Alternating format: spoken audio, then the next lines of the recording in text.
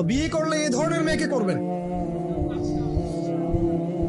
রূপের সৌন্দর্য দেখে, টাকা পয়সা দেখে আর অন্যান্য বিষয়গুলো দেখে এত বেশি ইমপ্রেসড হওয়ার দরকার নেই। আপনি দেখবেন দিনদারিতা আছে কিনা।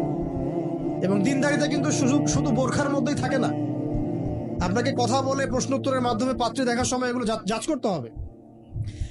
আপনাকে ওর মাকে দেখতে হবে, তার মা কেমন, কোন মায়ের সন্তান সে, তার মায়ের আকীদা কেমন, তার মা কেমনে চলাফেরা করে, ওর নানি কেমন, ওর পরিবারের সদস্যরা কেমন, এগুলো দেখে মেয়ে চুজ করবেন।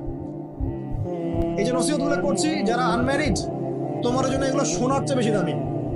কারণ এই ডিসিশনটা এত গুরুত্বপূর্ণ যে জীবনে যদি এটাতে ভুল করে ফেলেন কখনো, সারাটা জীবন আপনাকে এই বোঝাটা দিতে হবে। এবং এমন কষ্ট আসবে যেটা আপনার ওই যে বিয়ের পর নতুনত্বর সাময়িক সুখ থাকে 1 বছর, 2 বছর, 2.5 বছর, 3 বছর পরে দেখবেন সারা জীবনটা জাহান্নাম হয়ে গেছে। তো একটা নসিহত, বাড়ির স্ত্রীরা এবং বোনরা যদি হাজেরা আলাইহিস সালামের মতো হতে পারে, ইনশাআল্লাহ তাআলা আদর্শ পরিবার গড়ে উঠবে ইনশাআল্লাহ।